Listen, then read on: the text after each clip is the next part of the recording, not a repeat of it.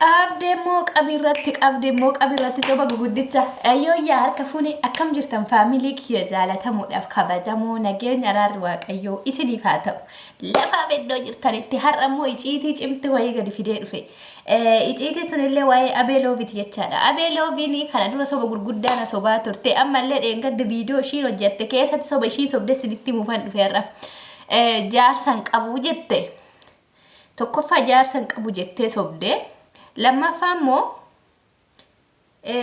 akka kophaa jirtu akka booleedha maatiin dhufe ishii fuudhee sobde maa soba guguddicha kana sobde mucayyoo ani kana ajaa'ibde keessa soba ishii keessa kanan ani itti naqe tokkoffaa dubartiin erga abbaa manaan qabaanne maal gochuu mi'a bitti kophaa mana ishee mi'a akkanaa bitadhe maal gochuu mi'a bitatti erga bultiin qabaanne erga mana keessa jaarsa faana jiraachaan jirre kophaa ishii jiraachuudhaaf jettee dubartiin mi'a hin bitattu. Kanaafuu somni guguddichi kun xab jedhina harkatti har'a ciitii ishii jechaadha. Natu gadi isinii baasa. Ciitii baay'een harka jira. Namni agarraa ciitii ishiin dhagahini akka waa mucayyoo sun miskiina fakkaatte Abeen tun miskiina fakkaatte hawaasa meeqa galaafatte naante. Kanaafuu mee viidiyoo kana sheer naa godhaa biraan naa ga'a sobduu tana. Waan ishiin na sobde ana bichaa sobuun rakkoon qabu hawaasa mee hordoftoota ishii maaliif sobdime uummata ishii jaallatu uummata ishii jala yaa'u maal sobdima maaliif ishii sobdi tokkoffaa viidiyoo ishii hojjettu keessa viidiyoo sossoba hojjechaa jirti samoona kana dhugaan dubbattu jaarsan qabu jette lammaffaa immoo maatii kootu booleedha dhufee na fuudha jette erga maatiin ishii booleedha dhaqanii ishii fuudhanii akkamitti gurbaa sun durbummaa irraa fudhate booletti mee tana deebisaa seen.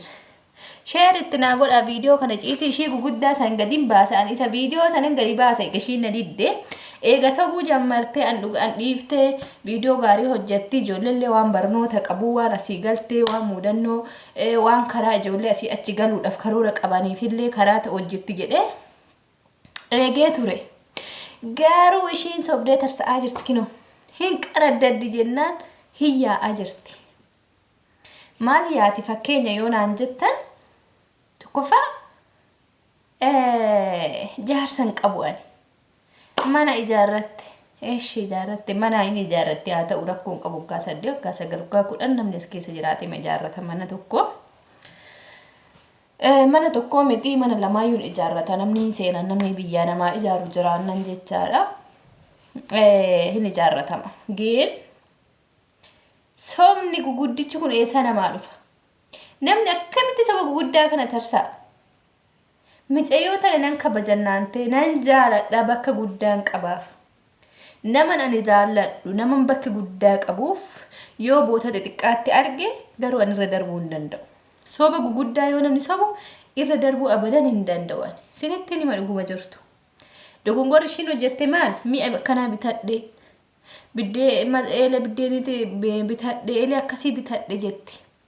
Sijjammari dubartiin abbaa manaa hin qabne kophaatan galtu maal akka ta'uuf eelee bitatti maal akka ta'uuf mi'a bitatti maa kophaa jiraatti maatii bira jiraatti maal gooti kophaa ergan heerumne erga butkiin qabne daa'ima sanoo ishee eessaa fidde ergaan heerumne daa'ima ishii san maaliif daa'ima ofii waakkata namni kana dura soba guddicha na sobde boleessa kiyyaa waliin na buuste deebi'ee araarse dhiifama wal goosise jechaadha viidiyoo sun garuu hin dallatamne ijoollee sun ammallee ishii barbaadaa jiran jechaadha.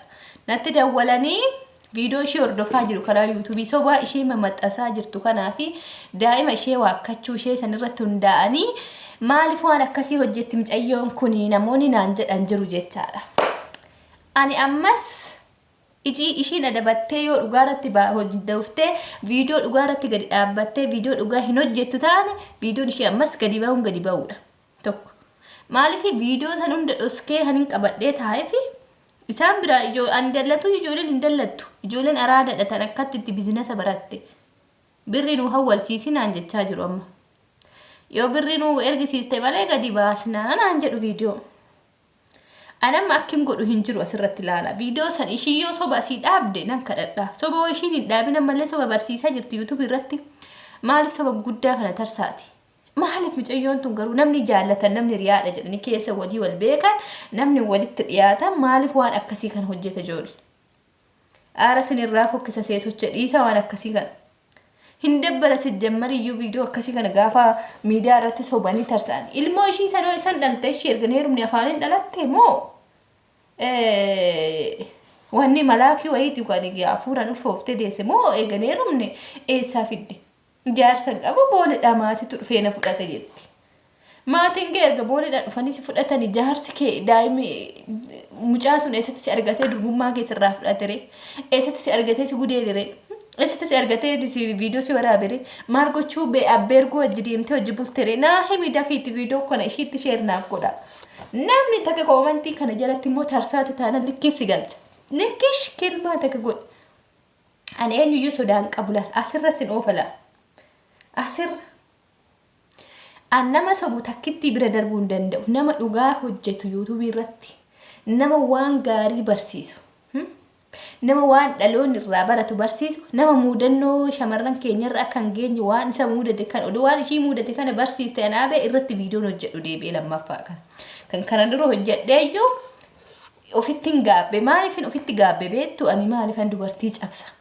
Qoy maafiin cabsa jedhee tanan dhiise. Isheen garuu soba tarsa'aa jirti yuutuubii irratti.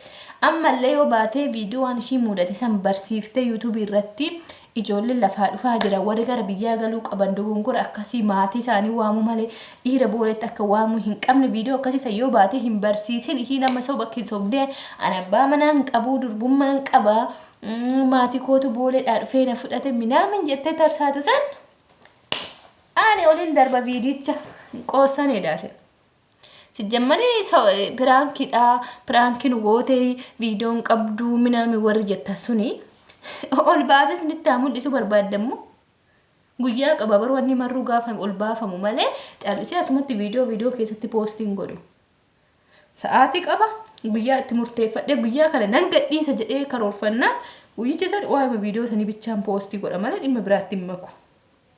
Kanaafuu wanni isin gochuu qabdan asirratti wanni isin beekuu qabdan yookiin gochuu qabdan tokko kana jechaadha.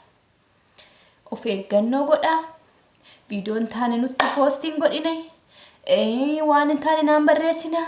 Ani hin dhiisu abee amma. Dura dhiiseefiyyuu amma garuutti na kaase wanni ta'e.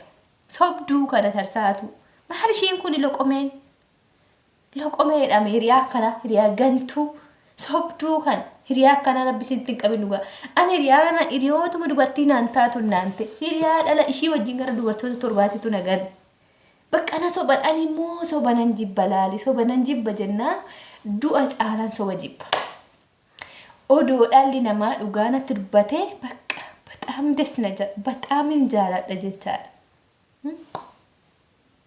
Biyya lafaa kanarratti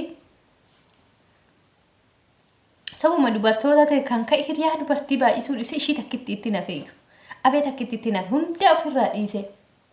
Sababa na sobaniif jechaadha riyaan. Haga sanuu namni ammaan itti dhiyaadhe riyaa kiyya keessa masaanuu kiyyaadha eebboo bichaadha jechaadha. Ishee qofa ammaaf namni nanni dubartoonni itti haasa'u hiriyoota miidiyaa keessa hundi kuushiitu sobduu taate. Haati eebbuu kaayoo sobdi ta'e malee hin beeku malee abbaa eebbuu rakkoon qabu wajjumaan ulachuu ni gaha jettee na araaramtee dhiifama naaf gootee wal jaalannee walii gallee jirra jechaadha. Amma gaafan gadi bu'e abbaa eebbuutiif haadha eebbuu maatii kootu dhufee na simata. Abbaa eebbuu dura sama wajji tureef wanna na sodaachisu hin qabu. Wanna akka dhiira ammaa miidiyaa irratti sodaa irraa qabu miti jechaadha. Gaafan biyya kana dhufullee piroosasiisa bira taa'een fixadhe waan ta'eef nama hin gaddisiisu. Again wani abee soba narratti hojjettee fi abee soba guguddicha tarsaate kun hin dhiifamu ana biratti. Dhiifamuu sin qabu yoomiyyuu. Dhimmi abee dhimma qaldiitti callisnee jala sararree bira dabarruu miti laal. Wanni shamarran keenya beekuu qabdan. Haga yoomii dubartii sobdi. Haga yoomii piraankiin gooti. Odoo ilmoo qabu namni akkamitti ani jaan qabu kan waaqayyo naa hireen heerumaa. Deebi'ee immoo bakki biyyi kiyyo wallagga siniin jette. Hiisobde wallaggaa miti abee. Hiisobdi jennaan tarsaadha. Abeen dhalattuu shawaati. Shawaa lixaa ambuu jechaadha. Gincii magaalaa gincii ishee aniif abeen gisee biyya jirru eessatti wal agarree beektanii? Burraayyutti wal agarree turre. Gincii irraa dhuftee mana barumsaa ginciitti baratte ishiin burraa. Soba guguddicha kana sobdee jechaadha. haroo wanciititti illee gizee tokko bashannana wajjin deemnee turre yoo qoya suura sammiimoorii keessa yoon arge waliin baasa abee jechaadha. Amboo shawaadha jechaadha. Ishiin sobdeet ani wallaggaadha. Abbaa manaas kan waaqayyo naa hirene eeggadha malee hin qabu minaamin jettee sobde. Eenyuun tof waddachuufati. Jaarsa kee nan beeka barani ittiin himaa ciitii keessan hunda isattuyyuu. sobduu wayi soba guddicha dubartii sobdu kun akkam nama dabbara. አይ ሴቶች በቃ በዚህ ዘመን ሴቶች አይታመኑም። ማሊ ዘመን አክራ ጀዳን ሰንቱ ገይናንቴ አካሚቲ ታርስ አናምኒ soba guddicha kan sanu nama wal beekan nama asitti biyya namaatti wal barreessu hundaanitti nama Itoophiyaatti waliin turre ani fishiin hara wanci wajji deemaa turre har'a asitti akka nama social media irratti